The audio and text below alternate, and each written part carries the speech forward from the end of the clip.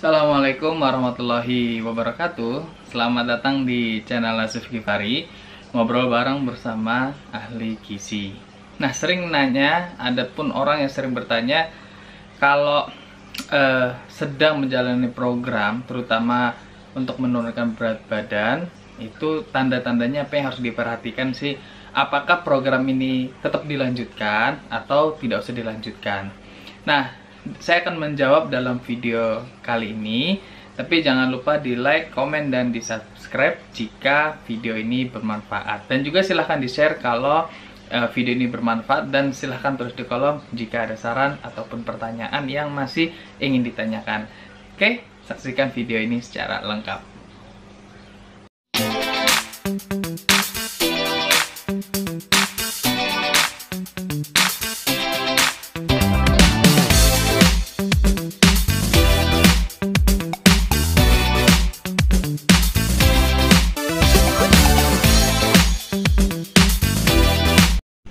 Bicara mengenai program penurunan berat badan, maka harus memperhatikan beberapa hal. Jika hal ini terjadi pada diri Anda, maka program tersebut harus dihentikan atau dilakukan monitoring dan evaluasi. Nah, yang pertama, tanda-tanda tersebut adalah jika rambut Anda mengalami kerontokan. Nah, salah satu dari gejala kerontokan bisa jadi karena defisiensi protein, artinya protein ini tidak cukup, dan juga beberapa zat gizi mikro lainnya. Hal ini menjadi perhatian. Jadi, ketika Anda menjalani suatu program ini adalah diet, terutama penurunan berat badan, rambut Anda rontok yang sangat banyak, maka harus dievaluasi, terutama bagaimana pola makan Anda. Kemudian, yang kedua bagi wanita, terutama jika Anda mengalami jadwal menstruasi yang tidak beraturan. Artinya harusnya bulan ini rutin sesuai jadwal, kemudian pada suatu saat ketika menjalani suatu program penurunan berat badan, jadwal tersebut tidak teratur, maka dipastikan bisa jadi itu mengalami sesuatu hal, terutama masalah kesehatan Anda. Jangka panjangnya itu sangat berbahaya, terutama untuk kondisi tubuh Anda. Nah, apalagi hal-hal yang harus diperhatikan selanjutnya adalah badannya tuh lemes. Lemes itu menandakan bisa jadi Anda tidak mencukupi kebutuhan gizinya. Ada disebut BMR atau basal metabolisme rate, yang dimana itu adalah kebutuhan minimum yang harus Anda capai yang memenuhi kebutuhan tersebut. Contoh, jantung, ginjal itu tidak bisa kita stop bro, kan nggak mungkin ya. Tapi kalau Anda mengonsumsi di bawah dari BMR tersebut, itu berisiko terhadap masalah kesehatan, karena BMR itu adalah batas minimum untuk memenuhi kebutuhan gizi tubuh Anda. Nah, hal yang harus diperhatikan adalah Anda mengalami diare yang terlalu panjang, karena sifatnya obat ataupun suplemen yang terutama sifatnya untuk menurunkan berat badan biasanya bersifat sebagai pencahar. Artinya akan keluar melalui sistem pencernaan kita. Dampaknya apa? Jadi kalau Anda mengalami diare terus-terusan, artinya cairan keluar, dampak tubuh apa? Badan lemas sehingga Anda tidak bisa melakukan aktivitas fisik, maka itu harus dilakukan evaluasi. Apakah ini sudah berjalan dengan baik atau ini tidak berjalan dengan baik? Maka itu yang harus menjadi perhatian Anda. Kemudian selanjutnya adalah ketika sistem pencernaan Anda tidak lancar, terutama lambung.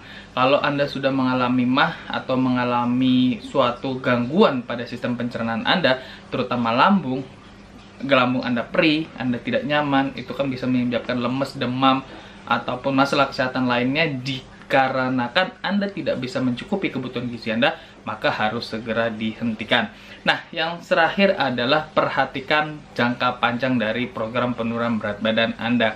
Kenapa? Karena itu tadi, masalah-masalah tersebut mungkin kita akan merasa dalam jangka pendek. Mulai dari rambut rontok, badan lemas, kemudian berbagai macam masalah tersebut dalam itu disebut jangka pendek. Kalau jangka panjangnya paling berbahaya bisa jadi Anda osteoporosis dalam usia muda, ataupun masalah-masalah kesehatan lainnya yang dikarenakan Anda menjalani suatu program yang saya sebut adalah penurunan berat badan, bukan diet ya.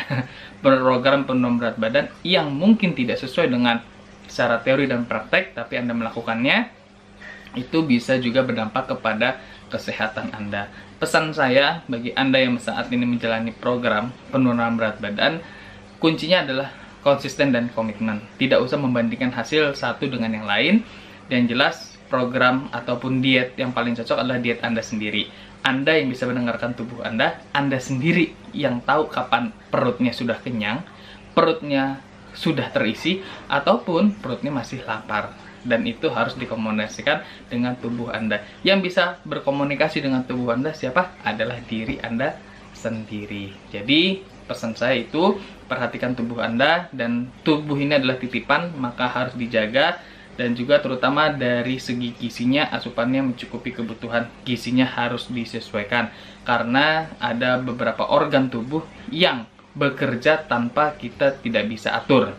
Nah, seperti itu. Kalau mata mungkin kita masih bisa berkedip.